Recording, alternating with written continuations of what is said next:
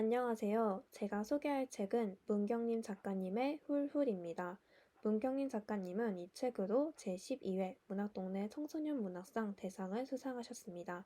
저는 평소에 창비 문학동네 자음과 모음과 같은 출판사의 청소년 문학상 수상작을 챙겨 읽는데요. 청소년 문학상 수상작이라면 재미와 감동 그리고 깊게 생각해 봐야 하는 문제를 줄 것이라는 믿음이 있기 때문입니다. 훌훌 역시 마찬가지였어요. 표지는 물감이 번진 것처럼 부드러운 느낌인데요.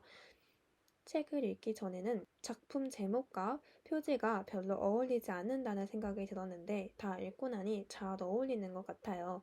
목차는 따로 존재하지 않기 때문에 바로 등장인물 소개로 넘어가 보겠습니다. 가장 먼저 소개할 인물은 주인공 유리입니다. 유리는 집에서 벗어나고 싶어 해요. 그녀의 가정이 사람들이 일반적으로 말하는 가정과는 다르기 때문인데요. 유리의 모친인 서정희 씨는 유리를 입양했어요. 하지만 할아버지 집에 맡겨두고 떠나버렸죠. 유리는 묵뚝뚝하고 말없는 할아버지 집에서 서로에게 기대지 않는 관계를 유지하며 살아갑니다. 그런데 유리가 고등학교 2학년이 된 어느 날 서정희 씨가 죽었다는 말을 할아버지를 통해 듣게 됩니다. 그리고 연우라는 초등학생 남자아이가 유리와 할아버지 곁으로 오게 되는데요. 연우는 유리와 엄마는 같지만 아빠는 달라요. 게다가 유리는 입양되었기 때문에 유리와 연우의 관계는 단어로 한 번에 정의될 수 없었죠. 유리는 심각하게 꼬여버린 이 가정에서 자신을 싹둑 잘라버리고 대학생이 되면 이름을 바꾸고 살아갈 것이라고 다짐합니다. 하지만 그러려면 아직 2년이라는 시간을 더 버텨야 했죠. 유리는 연우의 등장이 식탁 위에 밥그릇 하나 더 올리면 되는 간단한 일이라고 생각하려고 했습니다. 그 다음으로 소개할 인물은 연우입니다. 연우는 서정희 씨가 낳은 친아들이지만 사랑받고 자라지는 못했어요. 서정희 씨로부터 학대를 당했습니다. 그 사실은 연우가 할아버지 댁에 오고 얼마 되지 않아서 집에 경찰이 찾아오면서 드러납니다. 경찰은 서정희 씨의 죽음이 사고가 아닌 것 같다고 이야기합니다. 게다가 경찰이 조사한 바로는 연우가 그동안 서정희 씨한테 학대를 당했고 CCTV에 찍힌 모습을 보면 연우가 서정희 씨를 난간에서 밀어버린 것 같다고 말하죠. 그전까지는 엄마의 죽음에 충격을 받고 말이 없는 아이로만 보였던 연우가 여기서부터 서서히 다른 모습을 보입니다. 연우는 경찰을 보며 두려워하고 경찰이 떠난 뒤에는 집에서 뛰쳐나가 공원 화장실에서 숨어 울기도 하죠. 학교에서는 욕을 하고 숙제도 잘 하지 않는 학생이며 제대로 된 학습을 받지 못한 건지 초등학교 4학년인데도 구구단을 전혀 할 줄 모릅니다. 같은 돌봄 교실에 다니는 세희의 뺨을 때려서 세희의 엄마와 유리가 마주했을 때 세희의 엄마는 연우가 세희의 핸드폰을 가져간 것 같으니 가방을 확인하고 싶다고 말합니다. 유리는 연우의 가방을 뒤지고 거기서 핸드폰을 발견하죠. 그런데 가방 안에서 또 다른 것이 튀어나오고 모두가 놀랍니다. 그건 죽은 새였어요. 이 장면을 보고 저는 이 장면이 연우에 숨겨진 잔혹함을 보여주는 장면인 줄 알았어요.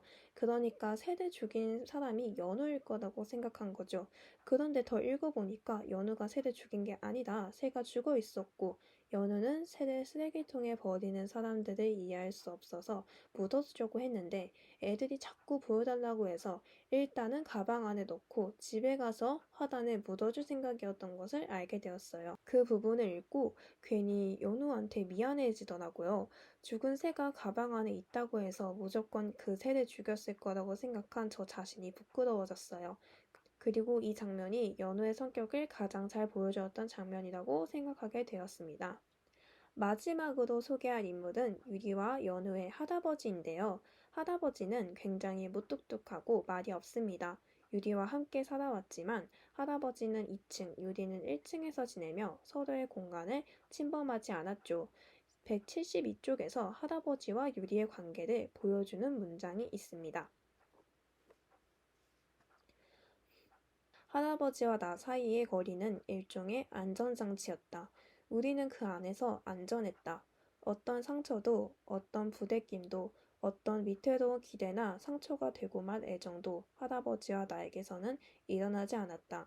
나는 고등학교 과정을 마치고 이 집을 훌훌 떠나면 됐다. 가족과 함께라면 분명 행복한 순간이 많지만 너무 가까운 관계이나 보니 서로 상처 입히거나 기대를 하거나 집착을 하는 모습을 보이기도 하는데요.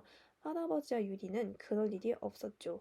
그걸 위해서 할아버지가 유리가 어렸을 때부터 거리를 둔 것 같아요. 할아버지는 유리가 이 집에서 벗어날 수 있게 해주는 것이 유리를 위하는 일이라고 생각하거든요. 하지만 유리에게 할아버지는 싹둑 잘라낼 수 있는 관계가 아니었습니다. 유리는 연우와 함께하면서 그 사실을 깨닫게 됩니다. 그래서 자신이 처음 만들어드렸던 된장찌개를 맛본 할아버지의 모습을 오래 기억하고 여행을 핑계로 병원에 가는 할아버지를 걱정하고 끊임없이 무슨 일이 있는 거냐고 물어본 것이죠. 나중에 할아버지도 유리와 연우와 가까워지려고 노력하는데요. 할아버지가 밥을 2층이 아닌 1층에서 먹는 모습이 그런 할아버지의 마음을 보여준다고 생각합니다. 다른 소개할 등장인물들이 많지만 이 세 명만 소개할게요. 다른 등장인물들은 직접 책을 읽으면서 만나시면 좋겠습니다. 매력적이고 복잡한 인물들이 많거든요. 이 작품은 가벼운 마음으로 읽기 시작해도 마음이 점점 무거워지는 작품이에요.